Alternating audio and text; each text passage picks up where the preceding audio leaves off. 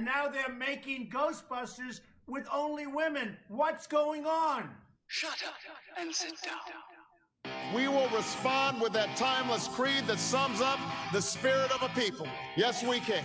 We choose to go to the moon in this decade and do the other thing, not because they are easy, but because they are hard. Freedom and the dignity of the individual have been more available and assured here than in any other place on Earth.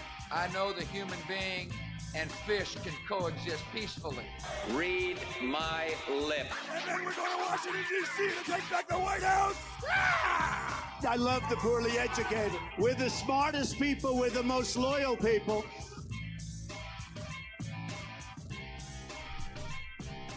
How do people in warm climates handle this whole quarantine thing? The second the sun came out, all I wanted to do was go outside and be around people. And it makes me feel like there's really nothing wrong going on. We're just gonna have a party. I don't really give a shit anymore. Sun's out. It's not 40 degrees and raining for 10 days straight. I'm with you, but I've talked to family in Texas where it's like 90 degrees right now, and all they want to do is stay inside. So. Oh, I'll take that. Anyways, hi guys, it's Barstool Politics. I'm your host, Nick McGuire, joined as always by Dr. Bill Muck from North Central College and Dr. Phil Barker from Keene State College. Hi guys. Hey Nick. Before we get started, all the usual fun stuff. If you guys have questions, comments, beer suggestions, want to share us with your friends, follow us on Twitter at BarstoolPol, P-O-L, Facebook at Barstool Politics, where we are currently doing our live shows. So you can log on to Facebook right now and throw some questions up there, throw some comments, fun stuff like that. We'll definitely try and pay attention to that as the show goes on. The podcast itself you can find on Apple Podcasts, Spotify, SoundCloud, Stitcher, Google Play Music, most major podcasting platforms. Review us, share us, like us through there. We appreciate the support. Beers that we try you can find on Untapped on iOS or Android. Just search for Barstool Politics on there. And then something else, as my brain takes a second to figure it out. Our merch line you can find on teespring.com. You'll find a direct link on our social channels, so check that out. Hoodies, t-shirts, mugs, fun stuff like that with our logo on it.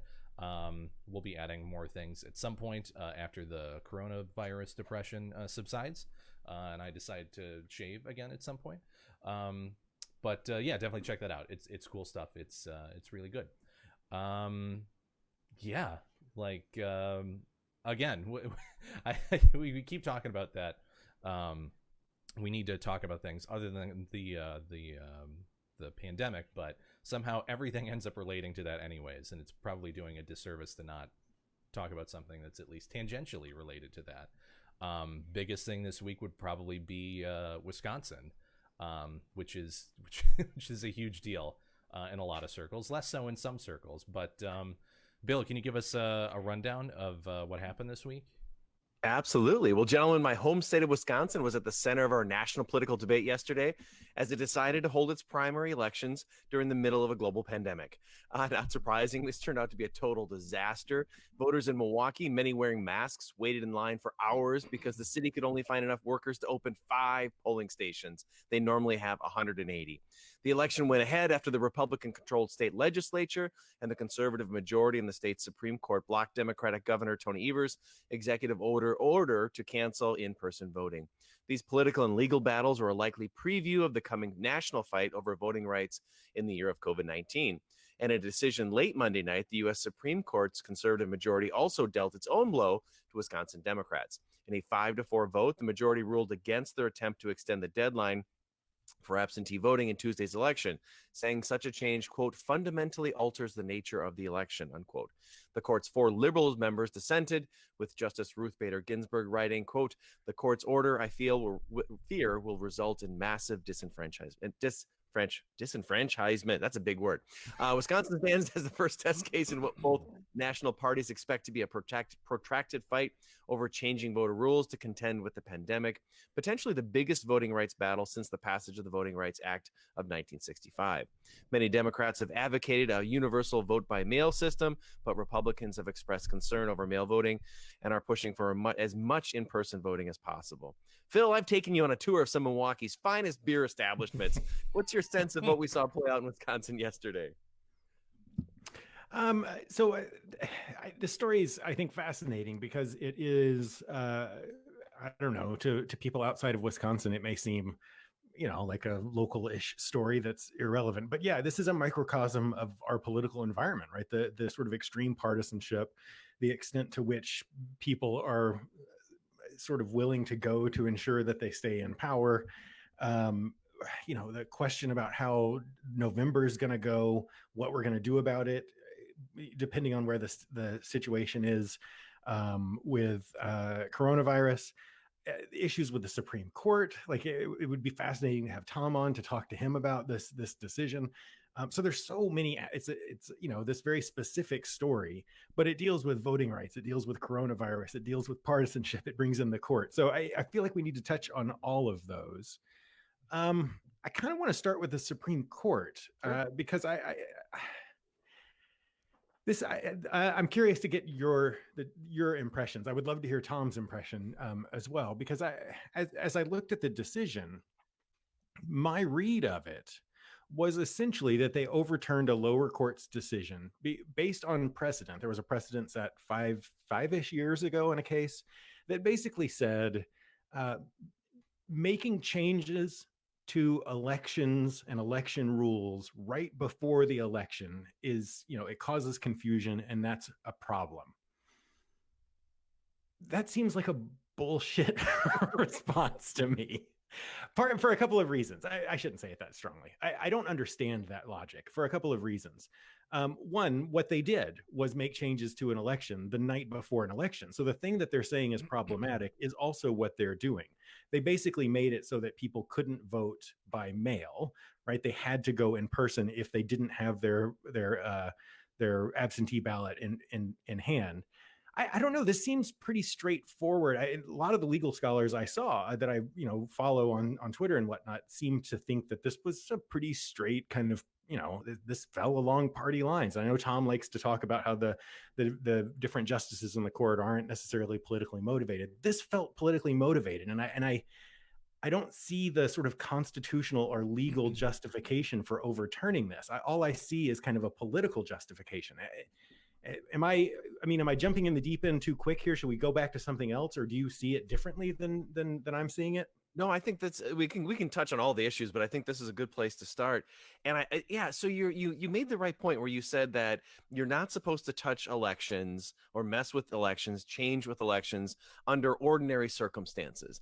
And then the question is, was this an ordinary circumstance or was this an extraordinary circumstance? I can fully appreciate the court not wanting to intervene in local elections, right? To defer to states and to say, this is up to you.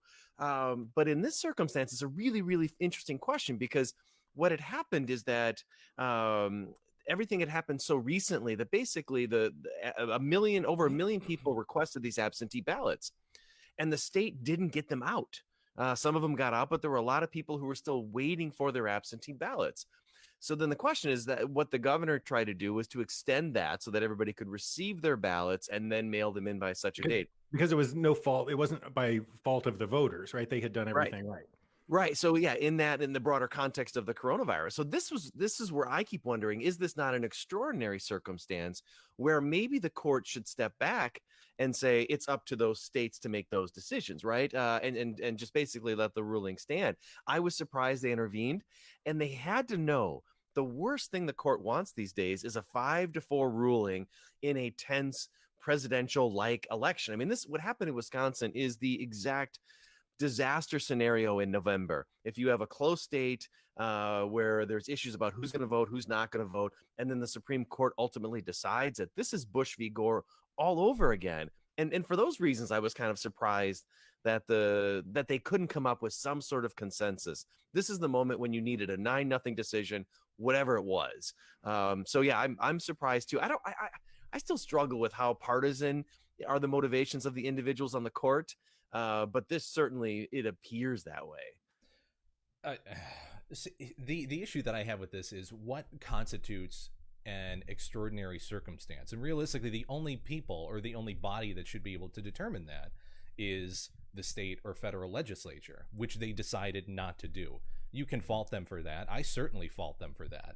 And realistically, I think that the blame for all of this, I don't necessarily agree with the outcome of this, but I understand the legal precedent and legal understanding of how they came to this decision. So looking at this a little bit more in depth, the devil is in the details. So first and foremost, the case wasn't about whether the election was going to be held. It was about counting absentee ballots that were postmarked after April 7th, the day of the election. And the deadline had already been extended for that to April 13th. So the question was really about whether the absentee ballots could be postmarked after Election Day. Right. So the district court in Wisconsin ordered that people could vote after Election Day as long as the ballots were received by April 13th. But they also ordered that no election results could be announced pending the arrival of the late votes for at least 6 days. We are in the weeds, Nick. We are in the weeds. But but this is the thing, and realistically, this isn't about disenfranchising people. It's not about whether we're going to have an election or not. This is about precedent and the law as it stands right now. So realistically, all the things that the district court said were not measures that were originally requested by either the DNC or the Wisconsin Democrats. They took it upon themselves to do that. So in terms of the way that the Supreme Court, the U.S. Supreme Court case shook out, this was major, in their opinion, judicial intervention, practically on Election Day, which seems exceptionally problematic to me. You know, the dissent pretty much focused on disenfranchisement, whether people were getting the ballots on time or not. At least from what I understood, 5 times the amount of people that would normally request absentee ballots requested them this time. And it seemed like the vast majority of them were getting them. Yes, again, could it have the date have been extended further? Yeah, if you legislated correctly, yeah, absolutely. And we're talking about looking at this through a partisan lens. The other part of this is that the Wisconsin Supreme Court blocked the governor's executive order attempting to postpone the state's primary, along with all of the hundreds of local elections that were part of this as well.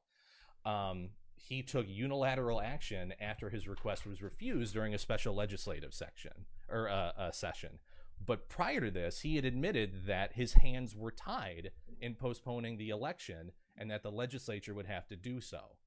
And then the legislature wasn't willing to do it, right? So yeah, that's what so he felt he had to, he went forward saying that he had the unilateral authority under existing law to effectively suspend elections practically on Election Day, which is a precedent I don't really think you want to set, saying that a state or local or federal official can suspend an election without, you know, significant debate within a state or local or federal legislature. And the language that he used was exceptionally vague. He's citing stuff from the state constitution about promoting general welfare and a state law that gives governors emergency powers to issue orders as they deem necessary for the security of persons and property. That's about it. Like I get it. I get the ramifications of this, but it was a Hail Mary by the governor, right? I think he realized he didn't have the power, but felt like he had to try something. Yes. My point is that I don't agree with the way that this shook out, but it is not the court's job to kiss your boo-boos and make it better and go after your bully. You have to do that yourself. So that's so I'll disagree with you, because I think that is exactly the court's job, right? So when the government screws you over and in some way damages or takes away your rights, that's why the court is there to do that. So I do understand I totally get what you're saying, and the idea of this is, you know, the argument for the court's decision is that they are stepping into this sort of governmental overreach. But I think it is about disenfranchisement, right? I mean, it is. The fact that the majority decision didn't mention coronavirus at all is bizarre to me. I mean, if to say that it's not disenfranchisement, it's not in this like literal, straightforward kind of way, but to come up with a an over the top analogy, right? If there are armed people standing outside of the polling place saying we're going to shoot any black person that shows up, and then the court says, no, you still got to go vote, right? If you want to vote, you got to vote. And the threat, the threat doesn't come into whether or not you're disenfranchised because you still have a choice. I mean, it's not that far, but we're in a time where we're telling people to stay home. People who are older are at very high risk. And so to tell them basically, you have to go out and basically risk your health in this unprecedented time, right? Nothing like this has happened for 100 years since the Spanish flu. So to say, and I go back to the fact that the voters who had requested ballots but hadn't gotten them, it shows the extremity of the situation, and that the government couldn't get that many ballots out because they had no idea to expect this many, because nothing like this had happened. There was no reason to think that there would be this many. And so people who had done everything right, to tell them, you now have to risk your health to go out and wait for 5 hours. We can't even get people to man the polling stations. But if you don't want your vote to count, you have to go out and do it.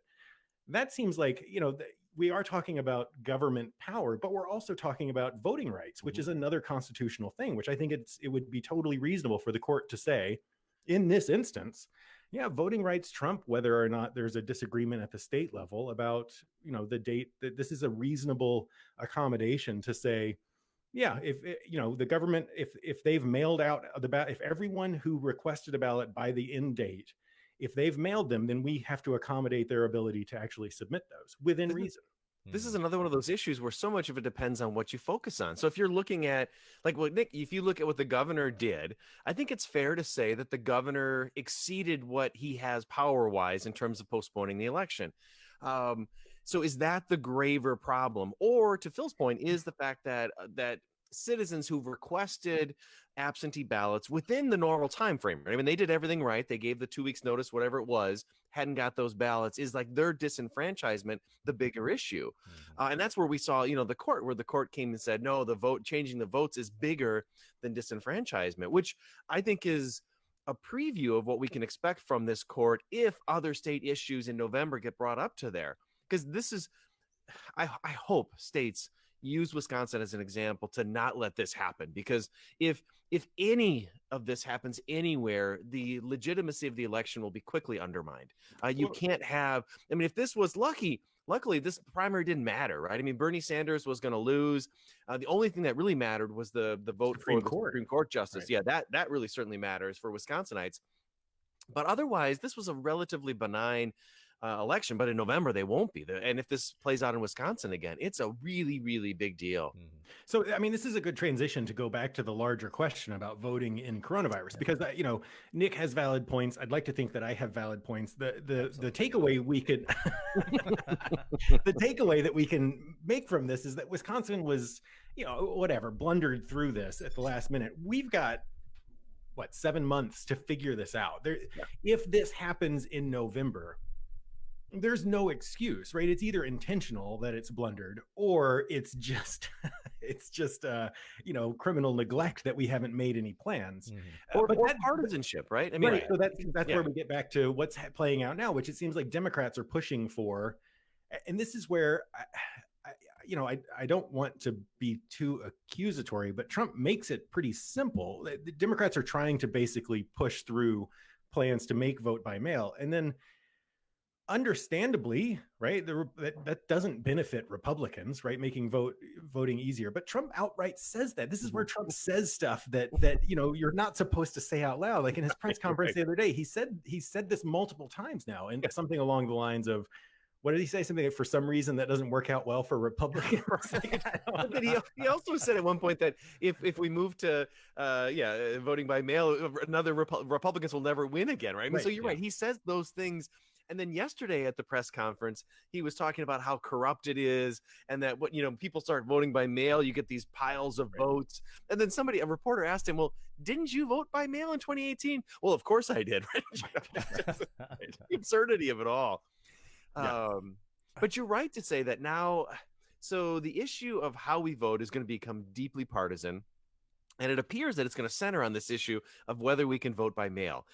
This strikes me as a stupid debate because there are Democratic states that vote by mail. So why Oregon and Hawaii and Colorado, but there are also Republican states that vote by mail. Utah, Right. all of Utah is mail voting. The Secretary of State of Washington, which also does voting by mail, is a Republican, and he loves it and talks about how it causes turnout.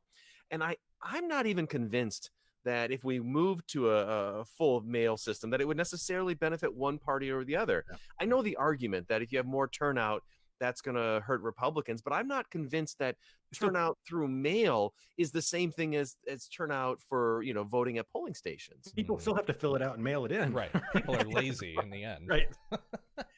Right. So I don't know. I think this appears to be like the issue that we're gonna battle over. And I think to your point, Phil, there's no reason why states can't figure this out. I mean, unless they screw up or Of course partisanship. Right, exactly. And that's the be all end all of this. I mean, realistically, the only reason that we're talking about this with Wisconsin is because it's become so critically important since 2016. Nobody gave a shit when people were told to go out in Illinois to vote in the primary as the pandemic was really kind of ramping up, because nobody cares. We know what the outcome's going to be. For Wisconsin, I think the real villain, if we're going to point the finger at somebody, is the state legislature. Correct. Because the governor from very early on was trying to say, let's move towards, some type of other voting system. And the legislature is the one that said, no, no, no, no, no. They bear some responsibility. The speaker of the House yesterday for Wisconsin was out telling people that it was safe to vote. And people have probably seen this video. Mm-hmm. And he was in full PPE. I mean, he is covered head to toe with gloves, ridiculous. mask, and everything. And on safe. his own Facebook page, he said it's safe to vote. I mean, this is, again, very Orwellian, all of this, where, and again, this is part of a broader effort by Republicans in Wisconsin to make voting more restrictive, more difficult. They've had a bunch of, like in Wisconsin, you got to show up with an ID. Depending on how the Supreme Court case in Wisconsin plays out, if the incumbent wins, it's likely that they're going to expunge a lot of people from the voter rolls. So, I mean, this is a local battle that has national implications. I wonder if I'm sure there's people out there who have done research on this, but I wonder if it's just, I have to think through it. It seems logical that this would be likely in sort of swing states or places where the Democrats have a majority, but a small majority, right? Where the turnout actually matters for Republicans, or in the reverse, Democrats, Republicans have a small majority, and it makes sense for Democrats to try to limit the vote. I mean, so let's talk about November. All of this is why I think it's, again, I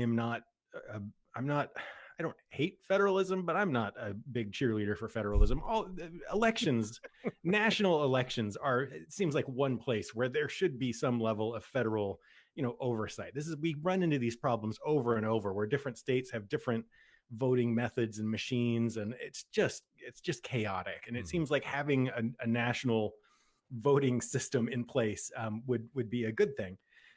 We do have some limits in place in that, we have constitutionally mandated voting, election dates at the federal level in ways that the states have responded to coronavirus by pushing back the election. I think the world is going to look really different in November, hopefully. And so it won't be this like lockdown point that we're in, although it's possible. But pushing elections back won't, in theory, be an option. So the vote by mail stuff matters, but I also like the constitutionality of a set election date is also, as I have talked about many times before, it's in the Constitution, but it's also a norm. There are lots of things in the Constitution since Trump has taken over power that we just don't seem to care about anymore, right? Emoluments or whatever, like, oh, well, we don't really care about that. Is there what is the threat? Like how high, like, should we be concerned about moving elections, or I don't want to, I'm not trying to draw too straight of a line here, but the idea of like pushing back or canceling elections is, from a comparative perspective, one of the steps on the path towards consolidating power or breaking down democracy. Is there any chance that happens? Or what if, assume that Trump decided, or whoever, the Senate decided that they were going to push the election back despite the Constitution? What would happen in that instance? Like, do you have faith that the American people or the system would kick in and stop it? Do you think that anybody would even try that? I one of my big fears is somebody trying to postpone the election, because I think you're right. Once you start tinkering there, it becomes a lot easier to change other things. And I think you're right. When you were talking, my comparative politics brain was going off. Like, once you start moving election dates, that's what we see in a liberal democracies. You try to move to your advantage. Although, I mean, I guess parliamentary systems do it as well, but it's different when you talk about the US system. So that's why I think you have to do all of this in terms of voting, not moving election dates, because everything is so set, especially in a time of Trump, right? I think it's unlikely that Trump would try to move the election, because he probably benefits from voting during a pandemic, right? I mean, those demographics probably help him more than they would help a Democratic candidate. But I don't know. That's stuff that scares me. That's the how democracies die kind of stuff. But I mean, I feel like, especially in this situation, if we're talking about the country and the world looking fundamentally different after this subsides, at least to some extent, the physical changing of when an election is held doesn't seem to be nearly as problematic as, I guess it depends on how it's framed and who is pushing the reform. If this comes from a legislative perspective, not an executive order, something like that, where the House and the Senate agree that this is the way that it should be done. We need to do this for, to make sure that there isn't a significant portion of the population that isn't disenfranchised in this process, and to make it more fair as it goes on, and you have broad public support for it. I don't necessarily see that as detrimental. I think it could be beneficial in the end if you have some sort of stopgap or fallback plan when this does happen. Again, if this is coming from an executive position, the president or a governor in this particular situation, that decides on a whim when something doesn't go their way that they're going to take this step themselves, yeah, that's a severe problem. But I do think that we need to be flexible enough to understand that this is an unprecedented event in our history and in world history, in modern world history, that we need to contend with. And we can't necessarily just ascribe to the norms as we always have. Things are going to change, and that probably means that the way that we conceive of our institutions and legislative practices need to change too. Which is why having it laid out in advance, it's a good point, right? Which if you say that that this is the day it has to occur, which is what we have in a crisis situation, you are forced with this choice of either disenfranchising or forcing people to risk their lives or destroying a norm. But yeah, coming up with some plan, you're exactly right. I think the idea of planning in advance for something like this makes a lot of sense. I worry that in this partisan era we can't get that done. That is also correct. Right. Yeah. It does feel like the Democrats have some power here. So, I mean, here's the thing. The Democrats are wanting, to require some level of voting by mail. They're not in power, but they are in power in one branch of the Congress. And it does seem like there's going to have to be more economic stimulus, right? The way this is going, there has to be more. And the Democrats haven't, it doesn't seem, played their card very well. They're not great at this, it seems like. But it does seem like this is, the incentive is for Trump and the Senate Republicans to, like, Trump leading up to an election needs stimulus, needs the economy to do well. They will totally, if Democrats basically put their foot down and say, we're not passing, which it sounds like some of them want to do, we're not going to pass another stimulus package unless there are some voting guarantees or voting, provisions put into it. The Republicans are going to hammer them for it and say that they are holding up the stimulus packages. But I think in the long run, Trump has more to lose than congressional Democrats. But I don't. What do you think on that? Like, could the Democrats actually make a stand on this? I think it would all depend on how they framed it. And so what I keep thinking is, so yesterday at Trump's press conference, when he kept going on and on about how dangerous voting by mail was, it seemed absurd to me. And I wonder whether that argument will I mean, I get whether it falls into the partisan camps and we just say, oh, yeah, voting by mail is dangerous. Oh, no, it's great. Or do people say, like, come on, there are states that do this. There are Democratic states that do this. There are Republican states that vote by mail. It can certainly be done. And so is the court of public opinion on the side of Democrats there, where we've got to come up with something? And it doesn't have to be mail, but there's got curbside. There's got to be these options. If they are savvy in how they pitch this, they could make Trump look silly. Because it strikes me he's not worried about fraud. He's worried about the political implications of it, that he's not going to do well at the elections because of it. So if they're smart about that and not over the top in terms of pushing it, I think it's a winning argument that the American public is going to look at Wisconsin and say, this was just unacceptable. It was stupid. I wonder whether Republicans in Wisconsin are going to pay a price for what they did in that state legislature, where they were the only ones holding this up. And it's a national embarrassment now. So I do think there's a bit of traction, even though the Democrats will probably find a way to screw it up. I mean, the polling, there was a poll that came out this week that showed that it was like, 75% of Democrats support, widening voting by mail. And it was like 65% of Republicans. So polling is totally on the side of Democrats. Now, that's like early polling before the whole Fox News machine kicks in and the partisanship stuff kicks in. So Trump's been hammering vote by mail. And so the question is, like, his base will pick that up, right? And they'll latch on to that message. But I think you're right. I think it's a straightforward enough and commonsensical enough approach that those kind of swing voters in the middle can get behind it. But that does require the Democrats actually having a game plan and an argument in place, rather than just saying people support it, we're going to push for it, and then not being prepared for the Fox News machine to kick in. Well, it was a good try, guys. Right. And the other thing is that even if, let's say, by some miracle, everybody agrees that we want to move to a vote by mail system, logistically, that doesn't happen overnight. That is something where it's probably going to have to be a balance of mail, absentee, curbside voting, more polling stations. It's probably not possible to do all 50 states by mail at this point. It's just, you've got to have certain kinds of machines. So it's going to have to be a balanced approach. And again, that's a winning argument for Democrats to say, hey, let's think outside the box. This is a moment of crisis. Let's find a way that everybody benefits and encourages more voting. It seems like it should be a simple argument, but nothing simple in this era. Somebody has to come to your house and check your photo ID at some point, right? Right. I mean, why can't we do it like, how they vote for the popes? Do that on a national scale. You get, either black smoke or white smoke. You got blimps up there evaluating it. It's safe. I think you should really do like a blood sugar test. You should have to take a drop of blood so we can confirm your identity. I think that seems fair. I talked to a student of mine this morning who was in Wisconsin and had to show her ID voting. And then I had this conversation with her how for me, this is very frustrating, right? I think there's nothing in the Constitution says you need an ID. Illinois, you don't have to have an ID, right? I think it's very political in nature.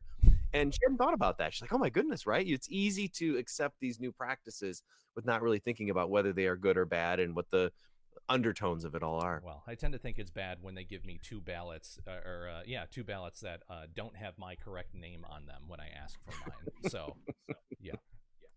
I'll take that with a grain of salt. Thanks, though. That's right. Beers? Let's do it. All right. Phil, you want to start us off? Yeah, so I'm having not to rub it in, but I'm having another Treehouse beer tonight. This is 3 of the last 4 weeks. Treehouse, they're just consistently good. So this one that I'm having is Spring. It's one of their seasonal brews. It's an Imperial IPA.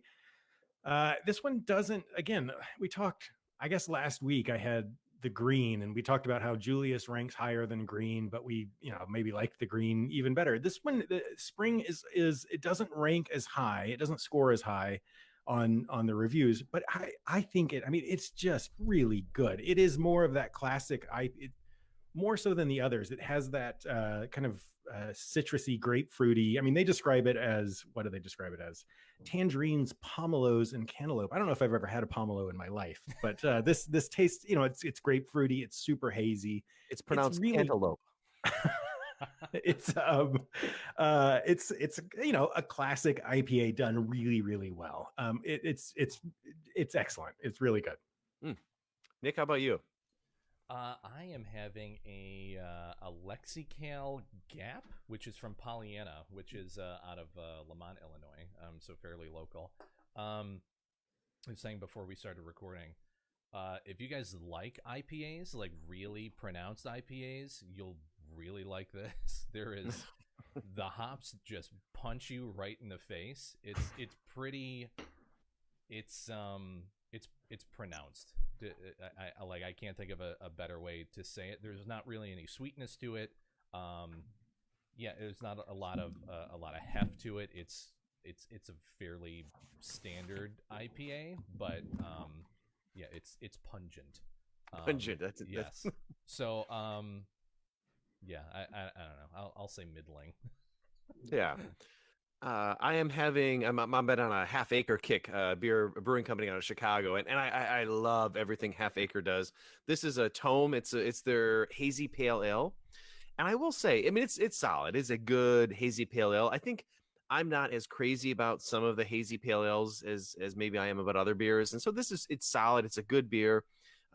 It's a little hoppy, but kind of mixed with all the, that Belgian fruity stuff. So it's good. It's definitely not my favorite one from Half Acre, but I think if you liked hazy pale ales, this would be a solid one. Nice. Is a hazy pale ale just a New England IPA? Like what's the? I think it's a little less juicy because it strikes me, and again, I'm not the expert here, but when we get the New England ones, they seem more juicy, more fruity, more cantaloupe in them. This pomelo, one, lots of pomelo. That's right. Is there This like a feels like there's a flowchart or little bit something? of citrusy. But solid beer. But if you guys want to check out the beers we have on the podcast, you can find us on Untapped on iOS or Android. Just search for Barstool Politics and you will find us on there. All right, let's jump into speed round. So this was an active week of President Trump attacking and firing inspector generals. On Monday, Trump replaced the Pentagon's acting inspector general, General Fine, who had been selected to chair the panel overseeing the rollout of the $2 trillion coronavirus relief bill passed last month. But Fine's removal was not the only IG Trump removed. Most dramatically, late Friday evening, Trump ousted the intelligence community's inspector general, Michael Atkinson, whose handling of the whistleblower report ultimately led to Trump's impeachment. Trump's targeting of Atkinson drew an unusual rebuke from Michael Horowitz, the inspector general of the entire Justice Department, who also oversees a council of inspectors general. Trump did not hold back his feelings about Atkins, saying, quote, "I thought he did a terrible job. Absolutely terrible. He took a whistleblower report, which turned out to be a fake report. Not a big fan," unquote.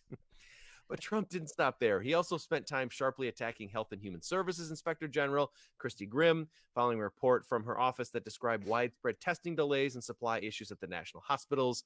There are other rumors going around right now that he might fire another 7 inspectors general at some point this week. Phil, you've been the target of countless IG investigations. So many. So what do you make of Trump's actions this week? So this story, amongst all the stories that have come out about Trump and how he does things differently and things we should be concerned about, this one goes pretty high on my list. This is one that I think most people aren't going to necessarily pay that much attention to. But to understand, I mean, inspectors general are put in place. They were created, at some point, 50 years ago or something, with the sole purpose of reviewing basically government accountability, right? They are there to review governmental practices to make sure that they're, at some level efficient, but mostly that they're, not violating laws and ethics and all of that, that they are an oversight entity. In the past, I mean, they were viewed largely as hands-off. Barack Obama fired one inspector general during his term, and it was a big deal. The person he fired, my understanding, was somebody who was, it sounds like a total asshole, like wouldn't show up for meetings and was rude to people and all sorts of other, like there were lots of problems with him, but it was a big deal. So Trump, trying to remove the oversight element of government immediately sends up red flags for me. And in the context of these, the one guy who was involved in the whistleblower report, that seems very, retribution-y. But the other one, the Trump administration put up a fight with this coronavirus bill. Initially they wanted Steve Mnuchin to have basically total control over the whatever $500 million or $1 billion. It doesn't matter anymore. The numbers are beyond anything I'll ever see. Big money. A whole bunch of money. And government the Senate and the House rightfully said, you don't get total control over this.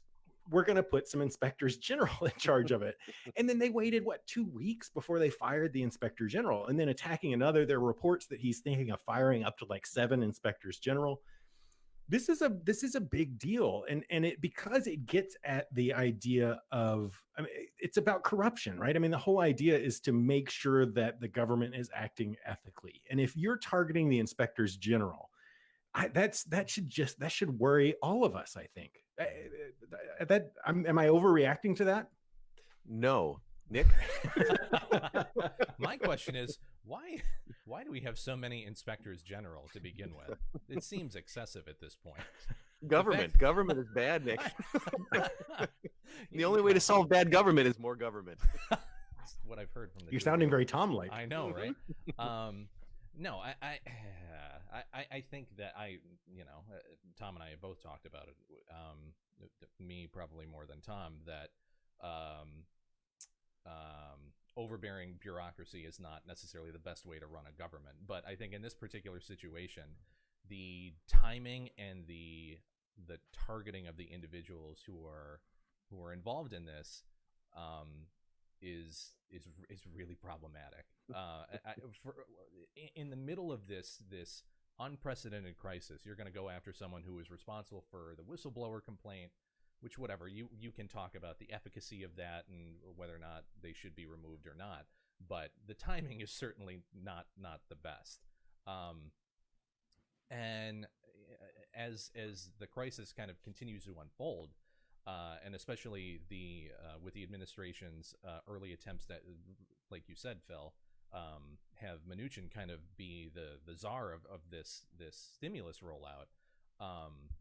Having some oversight there, I think, is a significantly better option than having a member of the executive branch just do that without any sort of oversight.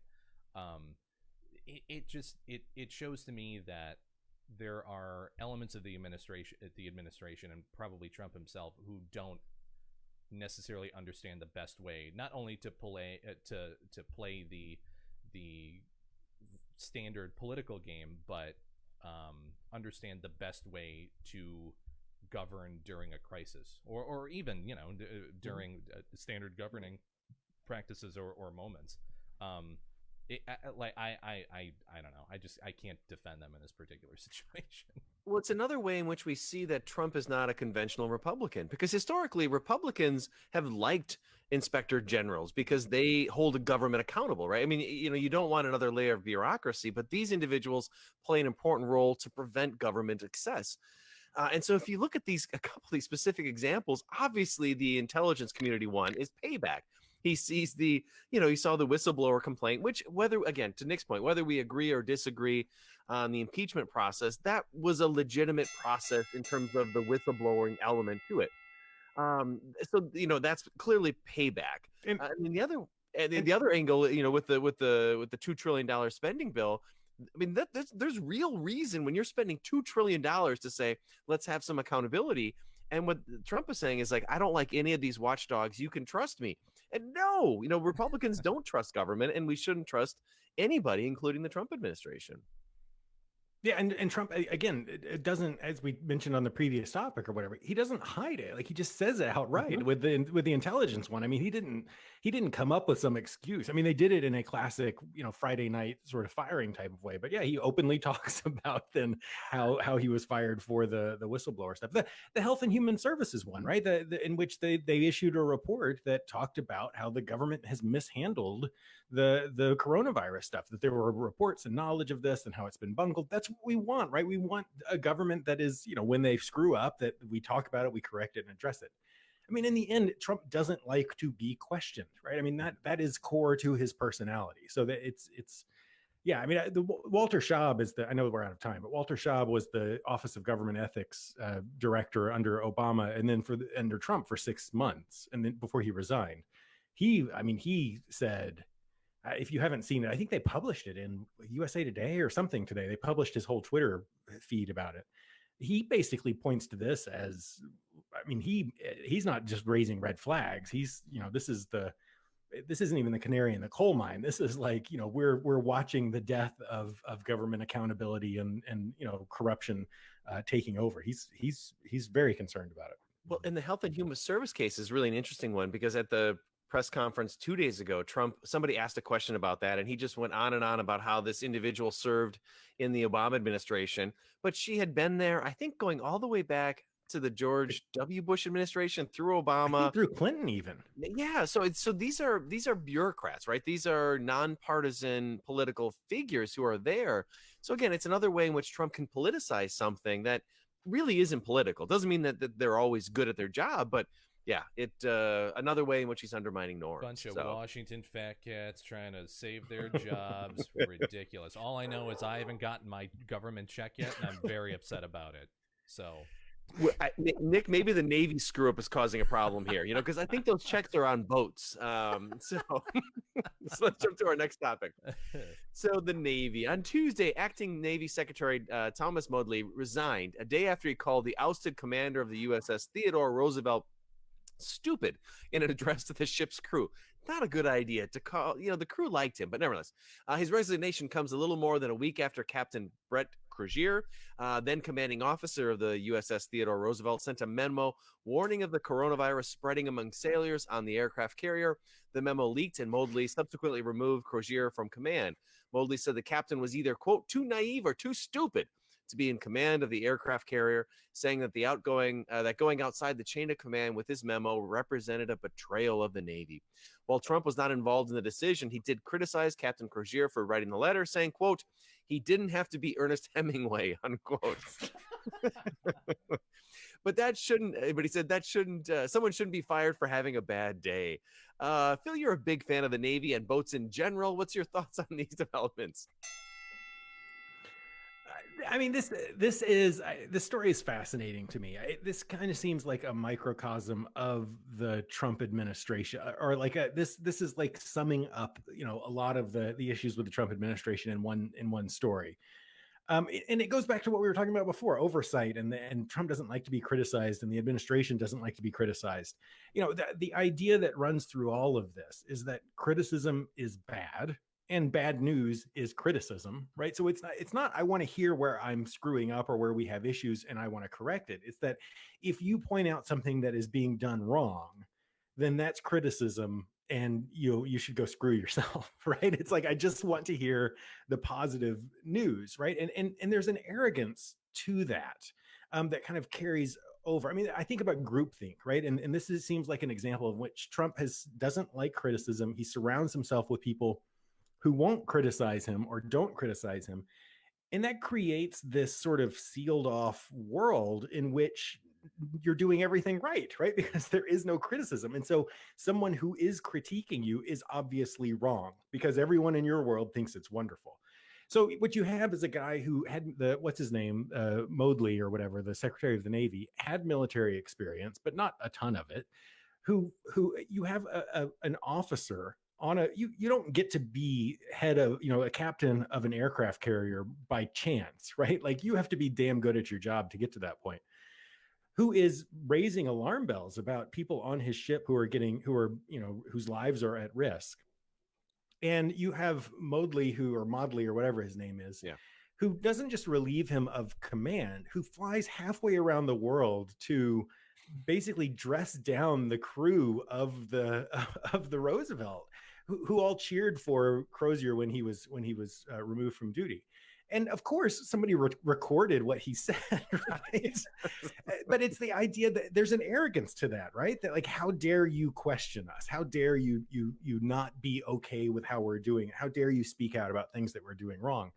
Mm-hmm. That seems like, I mean, that is that level of, I don't want to hear criticism. I'm not looking to improve, right? I just want to be in charge, and for everyone to respect that. That seems like a really, good snapshot of how Trump has gone through his presidency, but you see it in the coronavirus stuff in general. Mm-hmm. Yeah, Nick. Yeah, I mean, so his original point where he's saying the captain was either too naive or too stupid, I think was more in reference to, and I think he said it specifically to that this wouldn't leak to the media. Yeah, Which, the you memo, know, yeah. like I get that. Like there's chain of command issues there. You know, you're supposed to go through certain channels. I get that, but in this particular situation, and based off of the reaction that we've seen, again, to your point, Phil, the response has just been bizarrely Stalinist, for lack of a better term. I love when we can bring Stalin into the podcast. Yeah, just trying to dress down an entire crew, saying that they're somehow disloyal because of this. And you know, everybody has seen the video of the crew cheering the captain after he leaves the ship, clearly in support of his decision, and you know, wanting to make sure he's all right with the consequences of this. Just that really did not sit well with me at all. And the administration seems to be doubling down on it, which I still don't understand. I don't know. This is such an easy thing to do. Like it never had to be a news story. All you had to do was take care of the issue and just be done with it. Like no one ever would have known. They've done everything that the captain asked for in this letter, right? I mean, basically they're emptying the ship, they're cleaning it down, they're taking care of the soldiers. Everything that he wanted done is now being done. And again, this is, you know, you're supposed to get to higher levels because you can handle a crisis. And obviously the captain here felt like, you know, they say the critique of his actions is that he went outside the chain of command. He probably did that because I'm guessing he tried to work through the chain of command and didn't see results, right? So this is an issue where he thought it was necessary to send a memo. And obviously they say he included like 20 or 30 people on the memo. The part of there was right, exactly. There's a reason you do that. This guy is not an idiot, right? I mean, you're absolutely right, Phil. You don't get to be captain of an aircraft carrier, and as Trump says, it's a nuclear powered one, right? So that you got to be super smart to get there without understanding politics. And the reason you include a lot of people on here is that it raises an issue, and the soldiers get taken care of. And I think that's ultimately what this captain wanted. And he comes off a hero. You know, it's only Modley or however you say his name that looks like the dummy here because he didn't have enough grace to kind of understand what was going on here and make this a non-issue to say absolutely we're going to take care of this, you know, firing him. And then the day afterwards he doubled down on his story after the speech and then ultimately said no, I didn't mean that. So he just comes across as never apologized or anything. No. He wrote like a 2-page letter. I mean, here's the thing about this is if you've ever seen a movie right, like the commander who risks his career for his you know soldiers or whatever is the hero. The guy who swoops in to chastise everyone is the villain. Like it is as clear as it can be. This was like such an easy victory for the Trump administration to, rather than attack him or rather than the Navy to attack him, you praise him, you slap a medal on him, you bring him in and let him stand next to Trump and talk about, you know, this great American hero. It's such an easy win, and they just screwed it up in every single way possible. That makes me think, I wonder whether, I mean, because Trump has been hedging the last couple days about this, whether Trump senses that, because Trump, he likes movies, right? And he I think he gets that this was a screw up. I wonder whether they won't bring the captain back and find a way of, you know, making him a hero, giving him some medal or something, just as a way to make this not go away, but to keep him immune from the ugliness. So go away. Yeah, that's right. All right, let's move on to next. I'm excited about this next topic. So we're going to talk about the imperial presidency. So there was a fascinating article written this week by Corey Schottky, who is the Deputy Director General of the International Institute for Strategic Studies, long title, in The Atlantic. She has held several high positions in the U.S. Defense and State Departments and on the National Security Council, as well as being a foreign policy advisor to the McCain-Palin campaign. In the article, she argues that Trump has shifted gears and taken a much more hands-off approach to the coronavirus. This is very much in keeping with what she argues is the founder's original vision.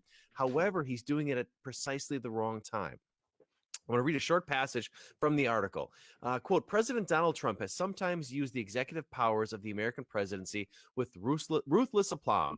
In an administration not conspicuously adept at working the machinery of government, he has effectively circumvented it. He has revealed how many perceived constraints on the presidency are normative rather than statutory or constitutional. thereby dramatically increasing the powers of the executive branch. Yet, in the first real crisis to befall his presidency, Trump is utilizing virtually none of the powers of his office. Rather than bringing the slippery inventiveness of his team that his team used when building the border wall or enacting the travel ban, he's settling for ineffectual bluster. In an ironic turn, Trump is now acting much like the kind of tightly constrained executive the authors of the Constitution had in mind. The United States could use a vigorous president right now. Phil, I found this to be such an astute and really thoughtful observation. Trump really has taken a step back and not been an imperial president at a time when most presidents historically look to seize power. What's your read on all of this?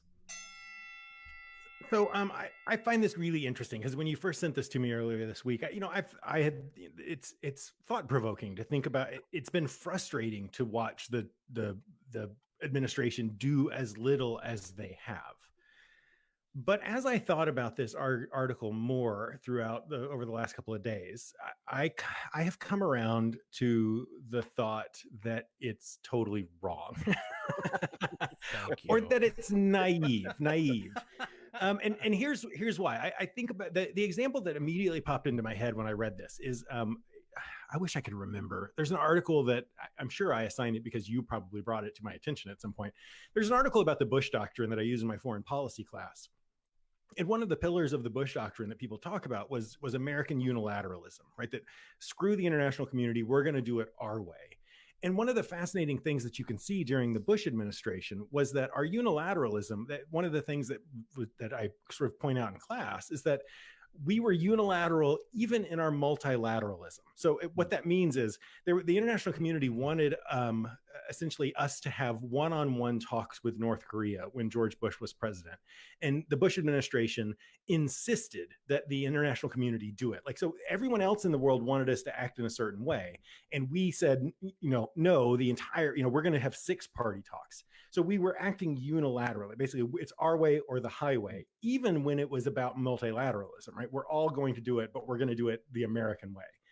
This seems like that to me, right? This is restraint, but it's not restraint because he has respect for the office. He is at the same time using an imperial presidency to fire inspectors general, right? That we've talked about, to push all sorts of other things that he wants to get done, trying to, get stuff done behind the scenes. It's not a restraint of the presidency. It's just that he doesn't care about the coronavirus situation. It's about sort of his world view. And so it is a Trump-centered world view. It's that, you said one of the quotes is that he's utilizing virtually none of the powers of his office. That's not true. He's just not using the powers of his office for the goal that she wants him to be using them for. He's using them for all sorts of other stuff right now. He is still, circumventing the institutions of power. He's just using it to interfere in the coronavirus. The government's like seizing shipments of PPE that states have ordered. States have had to go out of the ways for doing it. So I think that the idea that it would be nice if we have an imperial presidency, it would be nice if it would be used to actually help in a crisis. I get that. But to in some way say that Trump is actually living up to founders' expectations of what the presidency is because he's restrained, I think is incredibly narrow-sighted. Oh, I'm enjoying this. Nick, your turn. Yeah. Point one. I'm sure you could go back and probably fairly recently in history and find authors by the same, or find articles by the same author that rail against the imperial presidency, and now you want one in this particular situation, so you can fuck off there. Point two on this whole thing. I will no longer be tagging Corey Shockey on this podcast. No, like this is I'm not even sure that this is a good situation to invoke discussions of the imperial presidency. We spent the entire first half of the podcast talking about how this is an unprecedented moment in U.S. and in global history, modern global history. I think that, you talk about firing inspector generals. Realistically, any president has the ability to do that, whether you agree with it or not. I'm not necessarily convinced that falls under the purview of the expanded powers of an imperial president. It just is what it is. So change the norms or the ability to do that going forward. But I'm still of the mindset that in this particular situation, it isn't that Trump is living up to the founders' expectations, but he's living up to a conception of what a president should be at its most basic level, not in an instinctual way, not in a practical way. But on top of that, I think that this particular situation, again, another point that we brought up earlier, is that they don't necessarily know how to handle this situation. Just like any other country clearly has no idea how to handle this particular situation. I don't think that it's them. It's certainly not that they have respect for the Constitution, or that they're abdicating in certain duties that they have. They just don't know how to effectively use the levers that are available to them. Similarly to almost every country around the world at this point. Besides, the dictatorships that are welding people into their homes and then setting them on fire. But whatever. Well, here's I'll make a quick defense of it, because I think she's onto something, and I think Phil, you're right in that a lot of this can be explained by Trump's indifference to the coronavirus. He cares about his wall. He cares about certain issues where he wants to use executive power, and this is clearly an issue where he is not. But it is one where I think he should be, and the reason I would point to is like the way in which they have flipped power back to the states. So Jared Kushner, who shouldn't be anywhere near any of this, right? Any sort of decision making, is arguing that we should hold our state governors accountable because the lead here should be the states. And then Trump the other day, I think it was just yesterday or the day before, he said, "I'm here if your governors fail you." Like, are you kidding me? Like, no, there is a role for the federal government here. If you have states bidding against each other for PPE, that's where federalism should play a role. And Trump needs to play a federal role there. Not necessarily the George W. Bush post 9/11, we got to torture everybody kind of role, but some sort of activist role. And it feels like he's running away from this crisis. And I'm not a big believer in investing all this power in the office of the presidency, but this does strike me as a moment where leadership matters. And I feel like it's whether it's indifference or, to your point, Nick, like not knowing what to do, they're trying to pass the buck back to the states, and I don't think that's fair. To clarify, I 100% agree that the office of the president should be doing more, and that there is a huge role for the federal government. And I think there's going to be, in hindsight, massive condemnation of the way the Trump administration handled this crisis. My critique, though, is to say that comes from some sort of restraint on Trump's part. Yeah. It is still an imperial presidency. The presidency is only about, it's that Trump is using the powers of the imperial presidency, not because he believes the executive should be powerful. It's because he wants to.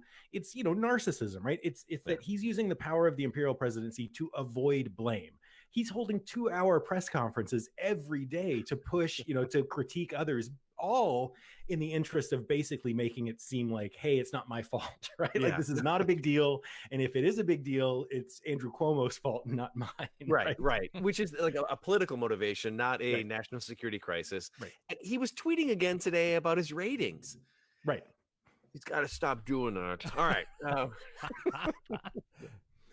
All right, let's jump to our final topic here. I'm excited about this one. We're going to end on a fun note. So, gentlemen, I'm going to detail two recent events, two very specific locations, and you need to tell me which one you think is the more dangerous place to be. Example number one, WrestleMania. WrestleMania is the Super Bowl of wrestling, attracting thousands of fans, watched on television by many, and watched on television by many more. And this year, it didn't let a global pandemic get in that way. The event was broadcast over the weekend from the WWE training facility in Florida. 53 performers appeared across 18 different matches, including one match with 5 wrestlers and 1 referee in the ring at once.